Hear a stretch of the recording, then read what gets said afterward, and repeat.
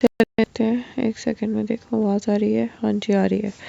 अच्छा जी, हमारा permanent makeup का टॉपिक चल रहा है आजकल। सेमी परमानेंट मेकअप भी इसको कहते हैं, पीएमयू भी कहते हैं, एसपीएमयू भी कहते हैं।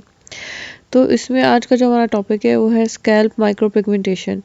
स्कैल्प यानी कि जो सर की जिल्द है, और माइक्रो पिगमेंटेशन से साफ जाहिर है कि पिगमेंट्स हम दे रहे हैं माइक्रो क्वांटिटी में, थोड़ी क्वांटिटी में। ठीक है, तो यहाँ से हम शुरू करते हैं। सबसे पहले तो देखें कि इसकी डेफिनेशन क्या है। इसकी डेफिनेशन ये है कि scalp micropigmentation SMP is a non surgical procedure. Surgery नहीं होती मगर ये मिनिमली इन्वेजिव है। पिन्स सुइयाँ इसमें लगती हैं। That uses micro needles to deposit pigment into the scalp. Scalp के अंदर हमने इस तरह से पिगमेंटेशन कर दी जैसे आपको ये बिफोर एंड आफ्टर वाले इमेज में नज़र आ रही है। ठीक है, इस तरह से हमने इसमें ये पिगमेंटेशन कर दी। बिफोर में इस तरह से था और अब जो है इस तरह से है। अच्छा, तो ये जो स्कैल्प था इसके अंदर हमने सारा जो है वो पिगमेंट कर दिया एट वाया माइक्रो नीडल्स। ठीक है, आपके सामने है, आपको नज़र आ रहा है बिफोर और आफ्टर। ठीक है, that uses the micro needle to deposit pigment into the scalp. अब वो के नॉन सर्जिकल प्रोसीजर होता है that uses the micro needle to deposit pigment into the scalp creating the illusion of the hair follicles. लगता ये है कि जैसे हेयर फॉलिकल्स हो, यानी कि जब आपके नए बाल उग रहे होते हैं तो आपको ऐसे डॉट डॉट डॉट से नज़र आ रहे होते हैं, वो दिखता है आपको। ठीक है, creating the illusion of the hair follicles it's often used to conceal hair loss. Hair loss को छुपाने के लिए, ठीक है, आपके सर की जो जिल्द होती है उसके अंदर से आपको नज़र आना शुरू हो जाती है बालों के अंदर से, तो उसको कवर करने के लिए आप जिस तरह से आप लोग फाइबर डाई जिस तरह से इस्तेमाल करते हो, इस तरह से आप स्कैल्प को ही बारीक कर देते हो, जिससे हो स्कैल्प को ब्लैक कर देते हो, जिससे होता ये कि ऐसे बाल आपके घने लगते हैं। ठीक है, it is a non-surgical procedure that uses some microneedles to deposit the pigment into the scalp, creating the illusion of hair follicles। लगता है ऐसे कि जैसे यहाँ पे सारे बाल ही बाल हैं, follicles हैं। It is often used to conceal hair loss। जो आपके बाल गिर गए हैं उसको छुपाने के लिए, create the look of a shaved head। और एलोपेशिया टोटैलिस के जैसे पेशेंट्स होते हैं उसको, जिसके सर पे कोई बाल नहीं होते हैं, तो वो ऐसे शो कराने के लिए कि जैसे इसके ये क्या है कि इसने बालों की शेविंग करवाई हुई है लेकिन इसके सर पे बाल हैं, वो लोग ये इस्तेमाल करते हैं। और adding density to thinning hair, या जिनके बाल कमज़ोर हो गए, नीचे से स्कैल्प नज़र आता है, तो इस तरह से स्कैल्प माइक्रोपिगमेंटेशन से उनके बाल घने लगते हैं। It's a popular option for both men and women seeking a low maintenance solution to hair loss. ये सिर्फ मर्दों में नहीं, ख़वातीन में भी बहुत कॉमन है। बल्कि अगर आप बहुत सी मेकअप आर्टिस्ट की वीडियोस देखें तो वो आई शेडो या ब्लैक काजल पकड़ के अपनी मांग में अपने बालों में लगा रही होती हैं। इस तरह से उनके बाल जो होते हैं वो घने दिखते हैं। ठीक है, तो उसका जो ट्रीटमेंट ऑप्शन हमारे पास इन अ सेमी परमानेंट वे है, जो कई सालों तक होता रहेगा, वो स्कैल्प माइक्रोपिगमेंटेशन है। ठीक है, अब ये बात याद रखें कि स्कैल्प माइक्रोपिगमेंटेशन की जो स्केचिंग है वो वही है जो हम हेयर ट्रांसप्लांट की स्केचिंग करते हैं। ठीक है, वो मैं आपको दिखाती हूँ कैसे। ये देखिए, ये जो स्केचिंग है, फ़र्ज़ करो ये पेशेंट बिल्कुल गंजा था, इसके सर पे कोई भी बाल नहीं था, एक भी बाल नहीं था। एलोपेशिया टोटैलिस या भी कैंसर हुआ है, उसकी कीमोथेरेपी हुई है, सारे बाल गिर गए। तो इसने कहा कि चलो मैं ये इस तरह से बना लेता हूँ, स्कैल्प माइक्रोपिगमेंटेशन बना लेता हूँ, तो ऐसे दिखेगा कि जैसे मैंने हेड शेव किया हुआ। ये नहीं दिखेगा कि मैं बिल्कुल गंजा हूँ, मेरे सर पे बाल ही नहीं है। ठीक है, ये जो हमने लाइन बनाई है, उसकी हेयर लाइन बनाई है, ये किस तरीके से बनाई जाती है? ये सिर्फ इस तरीके से बनाई जाती है जिस तरीके से हम हेयर ट्रांसप्लांट की बनाते हैं, सेम वही होता है। द मार्जिन द स्कैल्प और scalp micropigmentation SMP typically include the entire scalp area where the procedure will be performed. देखो, बाल हमारे पूरे सर पे होते हैं तो पूरा सर तो होगा, लेकिन फ्रंट को हमने कैसे देखना है? They usually extend from the hairline frontal margin to the nape of the neck occipital margin and from here to a temporal margin. The exact boundaries may vary depending on individual hair loss pattern and the desired outcomes. हम patient से कहते हैं कि अपनी eyebrows को rays करो। जब वो अपनी आईब्रोज़ रेज़ करता है तो जो उसका मसल होता है फ्रंटेलिस, उसके अंदर रिंकलिंग आती है। ठीक है, जैसे आप ये देखें, इस पेशेंट से मैंने कहा अपनी आईब्रोज़ रेज़ करो, तो इसने आईब्रोज़ रेज़ की, तो ये जो फ्रंटेलिस था इसमें ये रिंकलिंग आना शुरू हो गई। फ्रंटेलिस जो होता है उसके अंदर हर इंसान में वेरिएशंस होती हैं। किसी में वो बाइफिट होता है, किसी में यूनिफॉर्मली यूनिफॉर्म डिस्ट्रीब्यूशन कह लें उसके फाइबर्स की, किसी में उसके कोई फाइबर स्ट्रॉन्ग है और किसी में उसके कोई फाइबर स्ट्रॉन्ग है। ठीक है, जैसे इस इंसान का जो है ये ऐसे बाइफिट है। ठीक है, इसके जो लाइंस बनेंगी वो इस तरह से बनेंगी। कुछ लोगों का पूरा ही फ्रंटालिस होता है, इधर भी होता है, तो उसके ऐसे फिर लाइंस बनती हैं। कुछ लोगों के यहाँ पे फाइबर कम होते हैं, साइड्स पे सिर्फ सेंटर में ज़्यादा होते हैं, तो उनकी इधर ज़्यादा लाइंस बनती हैं। ठीक है, आपने कहना है ये पेशेंट को कि अपनी आईब्रो रेज करो। उसने आईब्रो रेज की, आपने देखा फ्रंटालिस जो है वो कहाँ पे है, उसके मार्जिन जहाँ जहाँ तक आपको फाइन लाइन और रिंकल जा रहे होते हैं, ये करीब से देखना पड़ता है, छोटे छोटे फाइन लाइन रिंकल्स भी, उसको आप मार्क कर लेते हो, वो आपकी फ्रंटल बाउंड्री है। ठीक है, और बाकी जो आपकी दूसरी बाउंड्रीज हैं लेटरल साइड पे, वो एक तो इतनी ज़्यादा मैटर नहीं करती और वो पेशेंट चॉइस के हिसाब से भी होती है। ठीक है, फ्रंटल में आपके पास ये एक ज़रूरी नहीं है कि आपने ये जो मार्जिन बनाया आपने इसके ऊपर काम करना शुरू कर दिया। इसको आपने जो है पेशेंट के साथ कंसल्ट करना है, वो इतनी ज़्यादा अपना फोरहेड कम करवाना भी चाहता है कि नहीं, या अगर ये बहुत पीछे जा रहे हैं और वो चाहता है कि उसका फोरहेड कम हो तो उसने कहाँ तक करवाना है, पेशेंट से डिस्कशन करके करेंगे। याद रखिए हमेशा less is more. Less is more से मुराद ये है कि अगर पेशेंट के ये जो मार्जिन से ये इधर तक रिंकलिंग हो रही थी और आपने जो थी बड़ी खुशी से कहा कि तुम यहाँ तक अपना माथा बनवा लो, तुम बड़े खूबसूरत लगोगे, तो उसने यहाँ तक अपना माइक्रो पिगमेंटेशन करा ली है, तो अब उसकी आईब्रो के बिल्कुल ऊपर से बाल शुरू हो गए हैं। अब वो क्या करे, अगर उसकी यहाँ तक लाइन जा रही थी और आपने उसके ज़रा पीछे जाके काम किया था तो उसको वो कम कम लगा, उसने कहा भी मेरा माथा बड़ा लग रहा है, तो उसको तो आपने आगे से और कवर कर दिया। लेकिन अगर आपने ऐसे करके बिल्कुल आईब्रो के करीब जाके काम कर दिया, फिर आप क्या करोगे। ठीक है, तो हमेशा पहले थोड़ा करें और अगर पेशेंट को लगे कि ये भी थोड़ा है तो फिर आप ज़रा और करीब आ जाएं, फिर ज़रा और करीब आ जाएं। ठीक है, फिर आप पेशेंट की चॉइस के हिसाब से चलें। आपने बस फ्रंटालिस को कॉन्ट्रैक्ट करवाना है और आपने देखना है आपके फाइन लाइन और रिंकल पीछे पीछे कहाँ तक जा रहे हैं। जितना पीछे आप जा सकते हैं उतना उसको ट्रेस करके जाएं और वहाँ से आप माइक्रो पिगमेंटेशन स्टार्ट कर दें। ठीक है, अच्छा जी, अगला वो कह रहा है पैटर्न। पैटर्न पे अब आ जाते हैं। The side of the dots in the scalp micro pigmentation can vary, size of the dots, ठीक है, can vary depending on the factors such as the technicians technique and the type of the equipment use and the desired outcome. कुछ लोग चाहते हैं बहुत बड़े बड़े dots हों, जैसे जिन लोगों ने बाल रहना है वो चाहते हैं बड़े बड़े डॉट्स हों कि यूँ लगे कि हमारे नए बाल उग रहे हैं।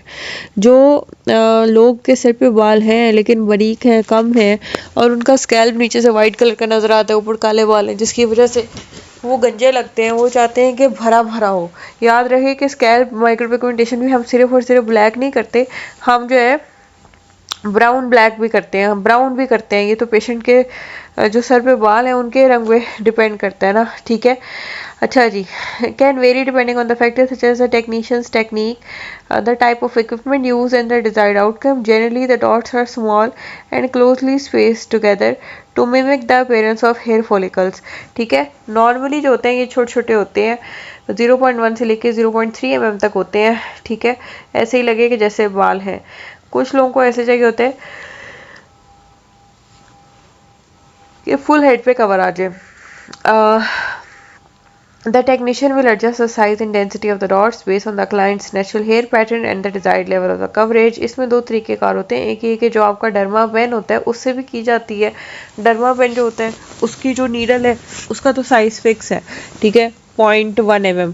लेकिन जो अगर आप उसे ब्लेड से करवाते हैं तो उसमें आप उसकी जो साइज़ होता है उसको आप चेंज कर सकते हैं, यानी कि आप उसको जितना मर्जी बड़ा छोटा करते जाएं, वो तो आपकी अपनी उस पर डिपेंड करता है, चॉइस पे। ठीक है, हमेशा लेस इज़ मोर, थोड़े से शुरू करें, पेशेंट को पसंद नहीं आता फिर आप बड़े करना शुरू कर दें। डॉट्स पहले से ही बड़े बना देंगे, पेशेंट को वो पसंद नहीं आए तो फिर आप उनको छोटा कैसा करेंगे। अब ऊपर जो आपको तस्वीर पेशेंट आगे दिखाएगा ये वाली कि मुझे ये स्कैल्प माइक्रो पिगमेंटेशन चाहिए, ये वाली तस्वीर पेशेंट आपको दिखाएगा कि मुझे चाहिए स्कैल्प माइक्रो पिगमेंटेशन। ठीक है, तो आप उसको आगे से जब वो आएगा आप उसको आगे से ये वाली तस्वीर दिखाएंगे। कि ये जो तुम बता रहे हो स्कैल्प माइक्रो पिगमेंटेशन, ये कोई एक सेशन का रिजल्ट नहीं है, मल्टीपल सेशन, कम अज़ कम जो है ये 3 सेशन का रिजल्ट है जो तुम दिखा रहे हो। ठीक है, हर दफ़ा सेशन आप कैसे करेंगे, आप इसी तरह करेंगे कि पेशेंट को नम करेंगे। आपने नर्व ब्लॉक नहीं लगाना, नर्व ब्लॉक सिवाय हेयर ट्रांसप्लांट के ये सेमी परमानेंट मेकअप में पीआरपी में इंडिकेटेड नहीं है। आपने इंट्राडर्मल इंजेक्शंस जो है वो अलाउड है। इसके अलावा आप स्कैल्प पे नमिंग स्प्रे करके उसको आप ओक्लूजन दे के रख सकते हैं। अगर आप क्रीम यूज़र हैं, क्रीम जो है वो स्कैल्प पे रिकमेंडेड तो नहीं है, लेकिन अगर आप नमिंग क्रीम यूज़र हैं तो 35 से 45 मिनट्स आप उसको देंगे। ठीक है, ओरल पेन किलर साथ दें और स्टेराइल मेथड्स आपने यूज़ करने हैं। इसमें कोई बताने वाली बात नहीं है, आपको पता होना चाहिए। अगर आप पेन्स और नीडल से काम कर रहे हो तो आपको स्टेरिलाइजेशन आनी चाहिए। ठीक है, उसके बाद आप जब एक सेशन करते हैं तो सेशन के बाद आप फ्यूसिडेन या जो एंटीबायोटिक आप बेहतर समझते हो as a doctor, as a physician, आप वो यूज़ करोगे। उसके बाद आप ये करते हो कि पेशेंट को 6 से 8 घंटे तक बाथ लेना या सर को पानी लगाने की परमिशन नहीं होती है और 10 दिन के बाद उसका सेकंड सेशन होता है।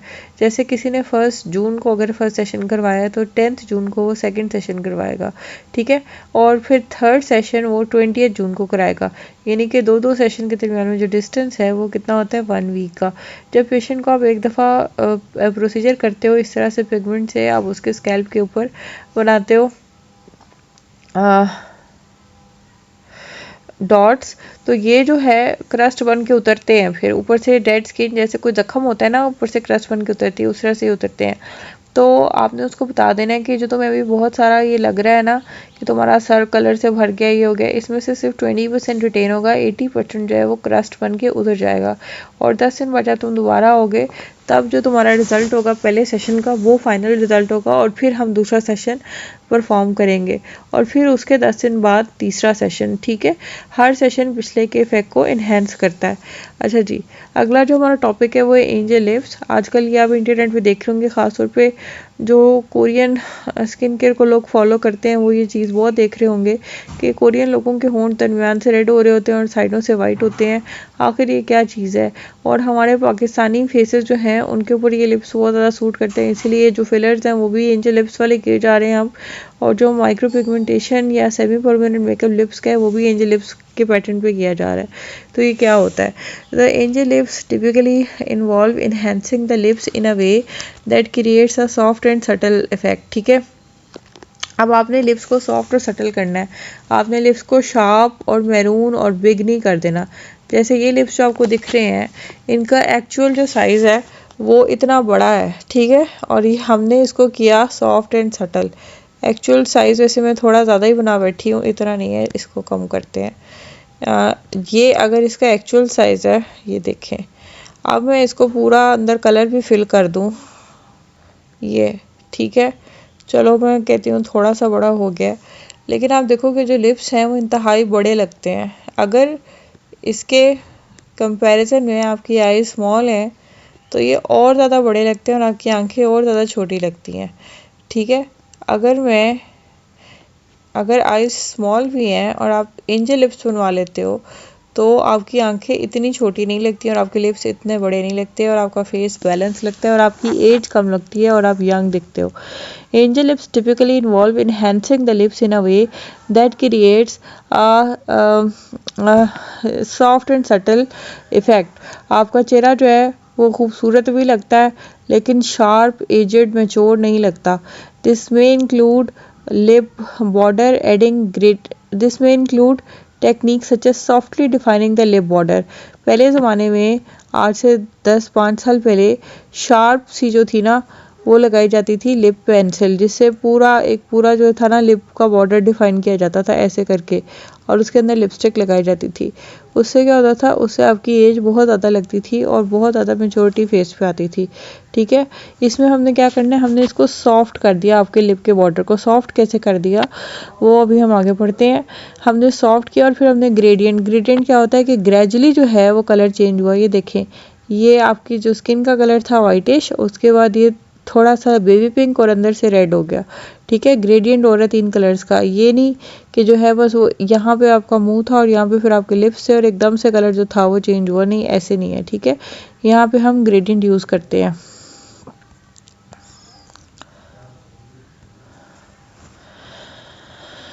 gradient effect to lip gradient effect to the color to the lip borders, adding gradient effect to plump to के बाद क्या है, to lip border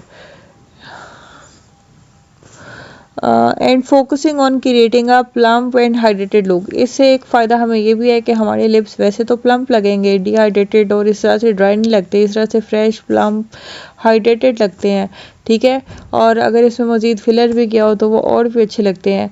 the result is often a natural and slightly flushed appearance that enhances the overall attractiveness of the lips while maintaining its youthful aesthetic। दो चीज़ें हो गई, एक तो आपकी उम्र कम लगती है, आप यंग से लगते हो, नो मेकअप लुक आती है आपको कि जैसे आपने कुछ नहीं किया हुआ, लेकिन फिर भी आपने जो था अपना काम पूरा किया, आपने अपने लिप्स को कॉन्टोर किया अपने फेस के मुताबिकत के हिसाब से। जिन लोगों की आइज़ छोटी हैं या जिन लोगों को सैडल नोज डिफॉर्मिटी है, ये उनके लिए बेहतरीन प्रोसीजर है अपने फेस को बैलेंस करने के लिए, ठीक है। अच्छा, ये जिन लोगों के दांत बहुत ज़्यादा फुलनेस ऑफ टीथ है, यानी कि दांत बहुत ज़्यादा आगे को निकले हुए हैं, उनके लिए वो होता है। और फ्लश्ड ये कि आपके जो लिप्स होते हैं वो अंदर से रेड रेड दिखते हैं, तो इससे जो है आपकी ये दिखता है कि आपके गम्स और आपकी जो टीथ, जो आपके म्यूकोजा का कलर था वो पिंक और रेड था।